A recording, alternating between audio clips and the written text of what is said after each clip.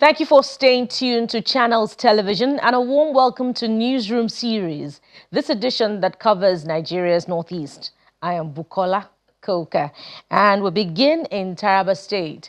Reliable and intelligence-driven policing remains one of the most effective tools of crime prevention and combat and to ensure the safety of lives and property in Nigeria. The Inspector General of Police, IG Olatunji Disu, made this assertion at an event to inaugurate the newly completed Taraba State Police Command headquarters, where he also assured that the welfare of police personnel remains a top priority of the Nigeria Police Force. For the first time since its creation in 1991, the Taraba State Command of the Nigeria Police Force is getting a befitting headquarters, courtesy of the federal government, Police Trust Fund and the Taraba State Government. It's part of efforts to ensure effective policing coverage across the country. The Inspector General of Police, Olatunji Disu, who is represented by the State Commissioner of Police and the Commissioning, reiterates that technology-driven solutions is dependent on intelligence gathering to combat insecurity and ensure lives and property are protected. This new police headquarters will serve as a strategic hub for coordinating security operations, promoting professionalism, and fostering stronger police-community relations across Taraba State and beyond. I urge all officers serving here to uphold the highest standards of integrity, discipline, accountability, and respect for human rights in the discharge of their duties. The new edifice entails improved security presence, quick response to incidents, and a greater confidence in law enforcement.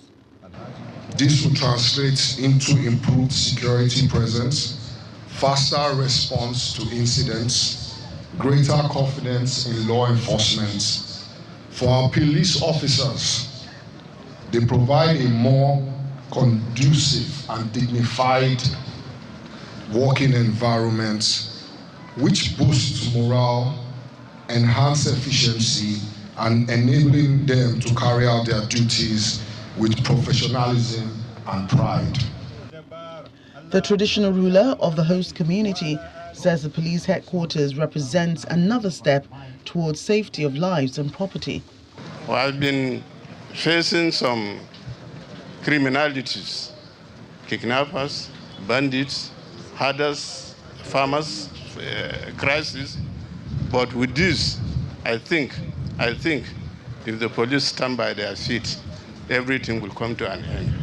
Also speaking through a representative, the Taraba State Governor, Agri-Business, says his vision is to build a strong institution capable of meeting current security challenges. Today marks another important milestone in our collective efforts to strengthen security, infrastructure, and enhance capacity of law enforcement agencies to effectively discharge their responsibilities. I therefore urge officers and men who will utilize this facility to ensure that they are put to optimal use for the benefit of the people of Taraba State. As we commission these facilities, let us renew our collective commitment to peace, justice, professionalism, and service to humanity. I commission this to the glory of. As the government and security agencies deepen investments in policing, expectations remain high that stronger institutions and better equipped personnel will translate into more effective crime prevention and enhanced public safety across the state.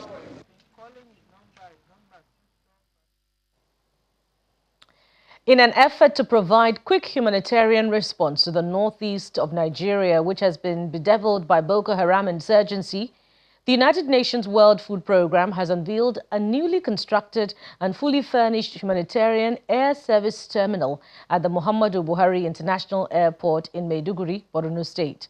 The facility, which was inaugurated by the Executive Secretary, Borno State Agency for Coordination of Sustainable Development and Humanitarian Response, on behalf of Governor Babagana Zulum, drew the participation of the United Nations and Borno State officials, among other dignitaries.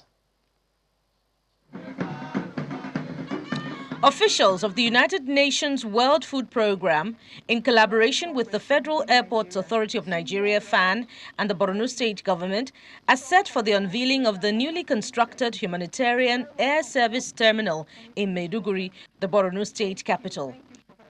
The aim is to provide speedy humanitarian response to residents of the Northeast region who have faced about 1.5 decades of Boko Haram conflict. This new terminal will ultimately strengthen the capabilities of all actors in the region to reach the area difficult to reach by road.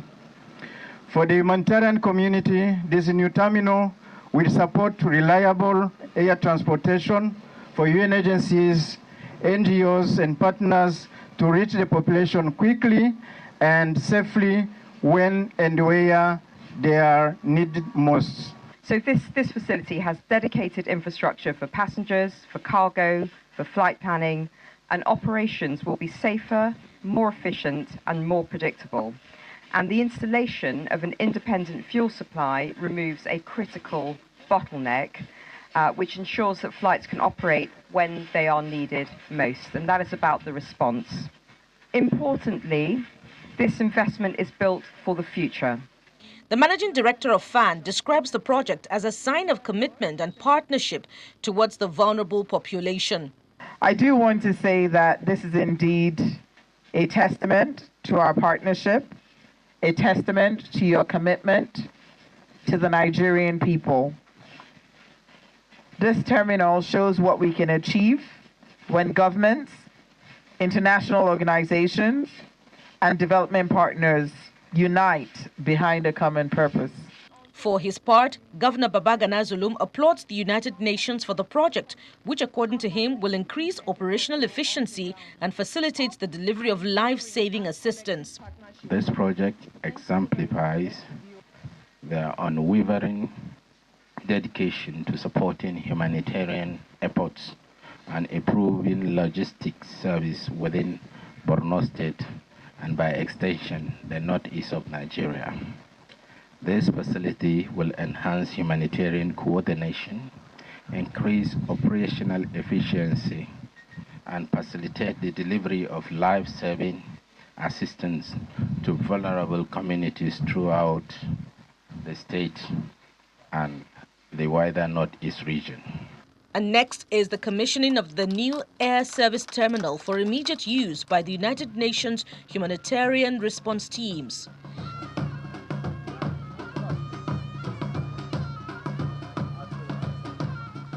The terminal consists of modern passenger handling facilities, operational offices, security installations, and improved logistics infrastructure designed to support flight services. The Northeast Development Commission, NEDC, has concluded a 2-day peace conference for the 6 states of Nigeria's Northeast geopolitical zone in Gombe State. Tagged Healing the Land, the conference aligns with the Commission's mandate of rebuilding, restoring, and reintegrating communities devastated by nearly 2 decades of insurgency. The event brings together more than 200 physical participants and thousands more who joined virtually to deliberate on sustainable peace-building strategies for the region. After nearly 2 decades of insurgency that has displaced millions of people across Nigeria's northeast geopolitical zone, home to an estimated 36 million residents, the Northeast Development Commission has convened the Northeast Conference on Peace in Gombe State. The conference, tagged Healing the Land, provides a platform for physical and online participants to deliberate on inclusive and sustainable strategies for lasting peace in the sub-region. It's one of the Commission's flagship programs, reflecting its core mandate of rehabilitation, resettlement, reintegration, and reconstruction. When we are talking of peace, so there must be conflict before peace. And we have different conflicts in the northeast, like the insurgency in the part of northeast, like the Borno side and the other side. We have other crimes in other places, and we know with crimes it means there is no peace.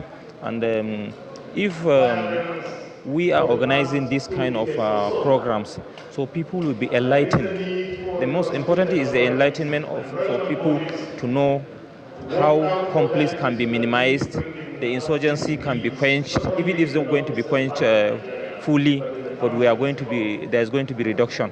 Speakers from diverse backgrounds address a wide range of issues, including youth education, poverty, marginalization, security architecture, leadership, reconciliation, and community development. We have different religions, different ethnic groups, and the younger ones that are growing up, they don't know about peace, conflict. They only know about conflict. But we are here for conference so that if we go home, we are going to taught them about peace, and we are going to taught them how to make a practice of peace and resolution. We have gained a lot. We have gained a lot of knowledge and know how to tackle such kind of problems when it comes, inshallah. When you don't know the root cause of anything, you cannot solve it. So we came here, they told us the root cause of this insecurity, and they provided solutions. Solutions like creating awareness, engaging our children into formal education, you understand?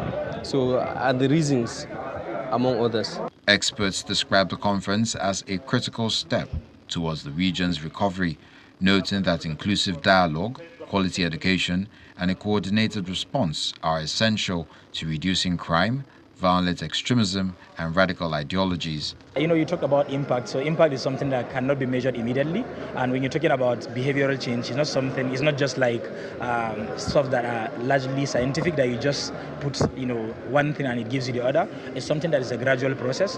But we've ensured that this engagement is going to have a far-reaching impact over time, because like I told you, it all boils down to the kind of contents, like the information you're passing to these people, the type of people that you invite for the program, which we've done justice to that. So we are sure that within the next 1 to 2 years, we are going to have more coexistence. As the Northeast charts a path beyond conflict, stakeholders say sustaining peace will require continued collaboration among governments, communities, development partners, and citizens to ensure that healing is matched by lasting development.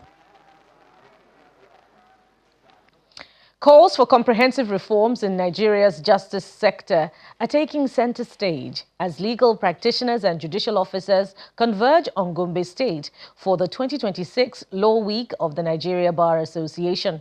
From judicial independence and digital transformation to tackling case backlogs through the creation of more courts, stakeholders say bold institutional changes are imperative to guarantee timely justice and restore public confidence in the nation's legal system.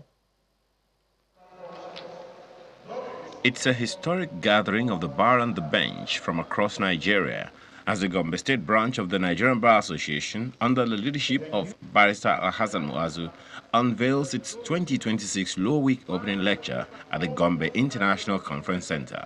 While underscoring the cordial working relationship between the Gombe State government and the legal community, the Deputy Governor enjoins members of the bar and the bench to place professionalism and the cause of justice on the highest pedestal. The President of the Nigerian Bar Association, the keynote speaker, the CJ of Gombe State, and what I said are virtually one thing: the need for improved service delivery in the judiciary. But I want to appeal to you journalists that it's not just the judiciary that are charged. It's not just lawyers. Everybody must do what he can do. Nobody can do anything alone. You need partnership. In separate speeches, the NBA president, Mr. Afamosigwe, and the keynote speaker, Dele Adeshina, share the same vein on the need for far-reaching structural and attitudinal reforms. We have to work to ensure that we do away with delays in administration of justice, we do away with the perception of corruption, we do away with putting judicial processes to the wrong use, we do away with abusing judicial processes, and just like His Excellency said, going to court to try. If there is no case to take to court, don't go. It's not a game of chance. It's not a game of trial and error. It has to be such as to give confidence to the people so that we will not be accused of inducing the court, misleading them, or making them make mistakes. People take their decisions and do what they are expected to do fairly and speedily. Their confidence will come back. the trust will come back. And that is why some of us are talking the way we are talking. When people say the judiciary is corrupt, the judiciary is there, I say that is an unacceptable generalization. If you have 20 people and 1 or 2 of them is bad, you don't judge the standard of the 20 with only 2. So there's also a need to educate the masses. Mr. Additional also advocates the creation of more courts to handle cases accumulating on a daily basis. There has to be a federalization of our judiciary. Until the present president of the Court of Appeal, Judge, got there, we had about 16. There was the time we had 16 courts. Yes. Although it's back to 20 now. Yes. You get my point? Yes. So the Constitution itself has placed the limitation on how fast we can run. But run, we must do. Highlighting emerging innovations designed to minimize errors and improve efficiency in legal practice, the Gombe State branch of the Nigerian Bar Association says its members are embracing modern trends and technological advancements in the profession.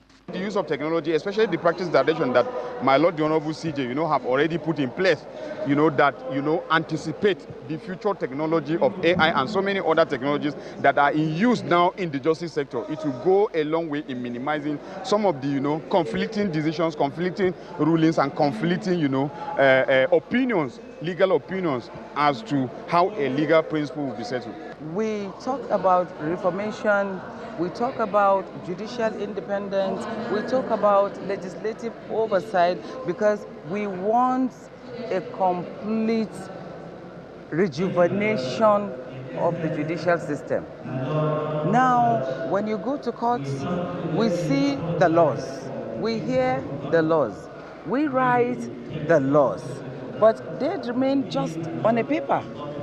We want the law, the reformations to be reality. With the milestones recorded during the just concluded Law Week, organizers say the event has elevated the profile of the Gombe NBA branch to a global stage, strengthened professional collaboration, and reinforced the commitment of legal practitioners to justice sector reforms and national development.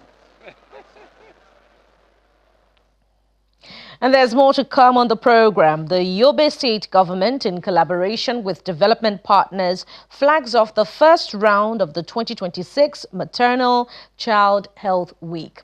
Stay with us for details just ahead.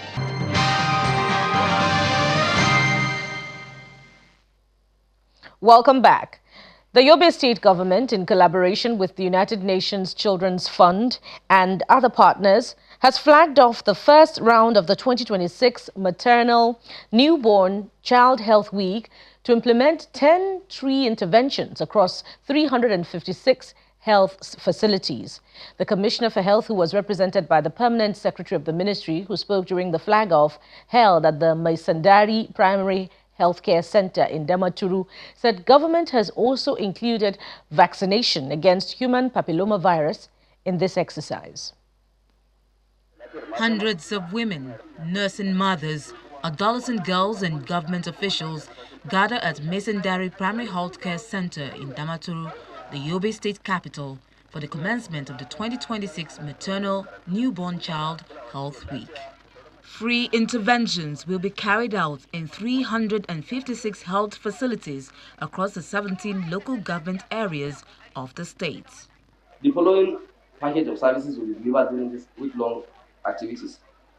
1. Routine immunization services.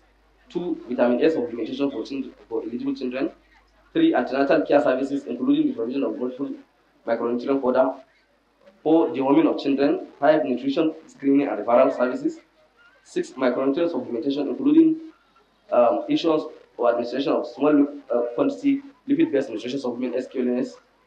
While expressing a willingness to always support the state government, the World Health Organization and the United Nations Children's Fund specialists see the Health Week as an opportunity to cater to the nutrition needs of children, which is the foundation for child survival.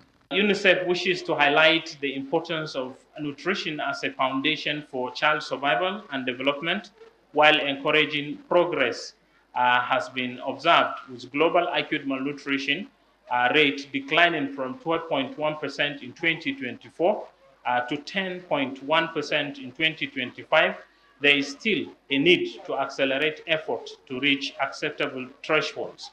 We therefore encourage continued investment in community-based management of acute malnutrition, improved infant and young child feeding practices, strengthen routine immunization, access to safe water, sanitation and hygiene services, community-level screening and early referral systems. The WHO is committed with the support of 312 teams worth about 38 million naira in terms of that support. So for other activities that we are going to support, we normally provide all the technical support that are needed across all levels, from ward level up to the state level. So as we have said, the WHO and other partners will remain in total collaboration and ensure the good implementation of this MACHV. Also of utmost importance is the health of women.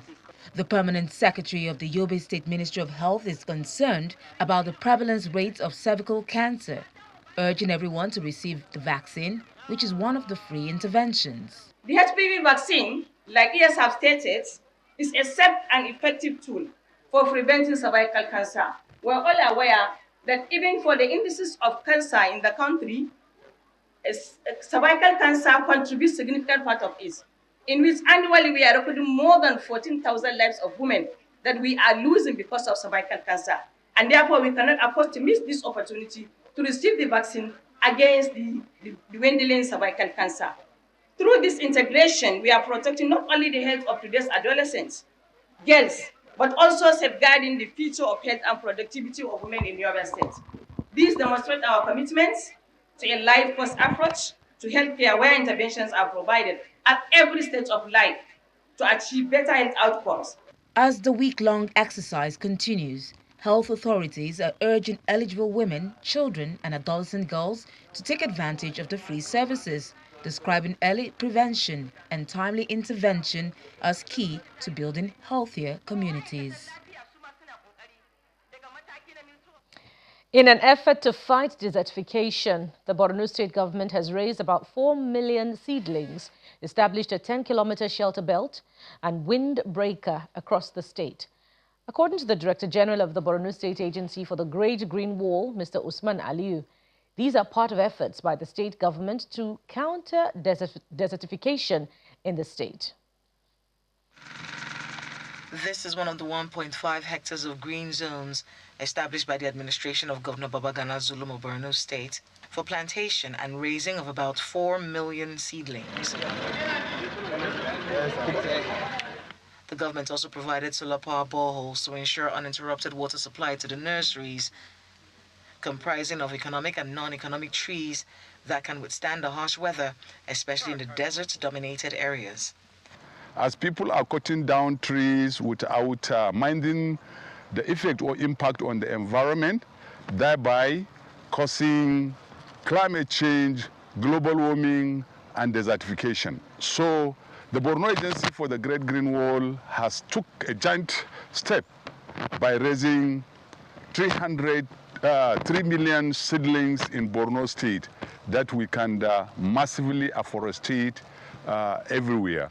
Prior to the last flooding in the state, the government embarked on the drilling of several boreholes in the communities where internally displaced persons have returned, apart from the conversion of gasoline boreholes into solar-powered boreholes. The 48 boreholes converted into solar-powered would use generated energy from the sun and at the same time from electricity. Since the last flood disaster, the governor approved that the boreholes drilled 40 years ago be converted into hybrid boreholes to ease the water scarcity. Some residents of the communities commended Governor Babagana Zulum for prioritizing the needs of the residents by providing them with clean drinking water. This borehole, I think, it's meant for us. We came here in 1982 and we have been battling with water scarcity. Sometimes the borehole would not start. Now that the system has been converted to solar, our problem has been solved. This is not the first time they came on now. The state government is hoping that this effort will address the challenges of water scarcity in Maiduguri metropolis and the surrounding local government areas. As part of projects designed to drive President Bola Tinubu's renewed hope agenda on food security, the federal government has commissioned a new tomato and vegetable market in Kwandon community of Yamaltu Deba local government area of Gombe State. The facility, constructed by the National Agricultural Land Development Authority, comprises 160 shops, tarred pavement, perimeter fencing and supporting infrastructure aimed at boosting agricultural commerce in the state. The market was commissioned by the National Chairman of the All Progressives Congress, Professor Nentawe Yewada. This is the official commissioning of the National Agricultural Land Development Authority vegetable market in Kwadon Community, Yamaltu Deba local government area of Gombe State. Governor Inuwa Yahaya arrived alongside the National Chairman of the All Progressives Congress, Professor Nentawe Yewada, to commission the facility, comprising 160 newly constructed shops, spacious loading areas for trucks, perimeter fencing and a solar-powered borehole. The project is the result of collaboration between the federal government through NALDA and the Gombe state government. The governor saw this as a good project and decided to add support to it. He has provided the infrastructure that the DG has mentioned earlier. The governor ensured that this place is properly fenced. The governor ensured that the place is properly lit. The governor ensured that there's water provision for people, because when they sell and they trade, they must have access to clean water, access to sanitary facilities. And we thank His Excellency for that. The state government complemented the project with the construction of a 1.3-kilometer access road, perimeter fencing, and a solar-powered borehole to create a complete ecosystem for farmers and traders. This follows the designation of the state as a special agro-processing zone. Seeing the success of this, Mr. President has approved that the superhighway that is going to link Plateau State or Nasarawa, Plateau, Bauchi, Gombe, and Borno State will pass through by the side of this road, opening further the economy and prosperity of our country. And that is the essence of the collaborative effort that we are doing between the state and the federal government. I want to thank Mr. President for graciously approving whatever Omnigos requesting for him to do, he has done, and I believe he will continue to do. The APC National Chairman, Professor Nentawe Yewada, commended the initiative and outlined key agricultural programs of President Bola Tinubu's administration, including farm centers and smart agriculture initiatives designed to strengthen food production nationwide. And Mr. President is investing heavily to ensure that farmers in the rural community, from the farmhouse, from the farms to the farmhouse, the last mile, are supported to ensure that the value chain of agriculture is developed across the country, to ensure that rural people use agriculture as a source of prosperity and common prosperity of our nation also. The state government hopes to increase investment in infrastructure and agriculture to link smart farming with industrial development.